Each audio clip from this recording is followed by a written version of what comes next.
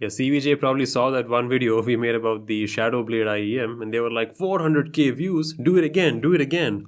And well, they sent not one, but two of their new Vivian IEMs for you and me to take a look. These have a very artsy gothic style design as you can see here. There are two main versions, one of them is a standard one with just the name on the back. It's a pretty nice metal and glossy plastic design combo, I like it. And the other one has this like anime waifu picture printed on the back with this like almost 3D, engraved style design. You can feel it on your fingers. Pause. Now when I started listening to these, at first I thought, wait a minute, there is no energy in this at all, like the bass is lacking, there's no life whatsoever. But turns out the stock ear tips were not that great fit for my ears, Everyone's ears are a little bit different, so as soon as I swapped them with these liquid silicone ear tips that I always use, these jumped to life. A good seal is very important, so yeah, in case you haven't got these ear tips yet, you probably should. They're like dirt cheap, man, come on. You really don't have an excuse not to buy one of those, especially if you have good IEMs. So anyway, using those liquid silicone ear tips, I discovered that these are actually more bass heavy than I expected.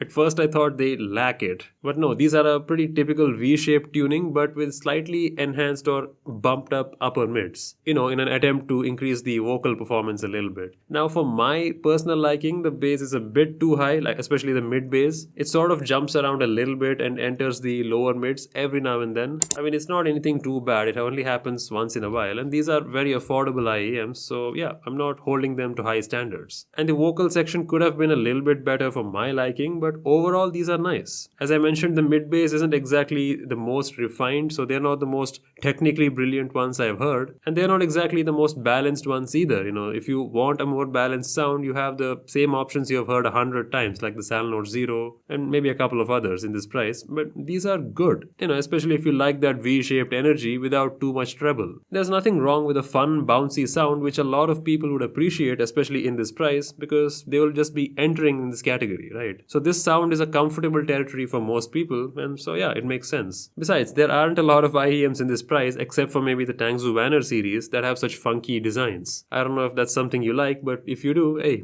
here you go. And the general build quality is actually pretty good. There aren't a lot of IEMs in this price that have such a nice presentation overall, except for maybe the Moondrop Shoe 2. That thing is still pretty much the best built budget IEM I've used. Now personally, if I were shopping in this price, I would probably go for something like the KZ Saga. It has a better sound and an arguably more interesting, slightly less anime-ish design that I personally like. But the stock cables on that is, well, you know the story with KZ, but this one is much better. It even has a replaceable tip here. I mean, you don't get any replaceable connectors in the box, but you can buy one extra if you want to. That's the thing with like budget IEMs, you kind of have to supplement some accessories every now and then. Ear tapes, connectors. There are very few IEMs that come everything included in the box. One of them we saw lately, the KZ Caster Pro X, that has pretty much everything you need. Maybe CVJ should take a page from KZ's book, especially with the ear tips. Include liquid silicone, come on, we deserve it. So yeah, overall I'm pretty happy with this package, especially this cable.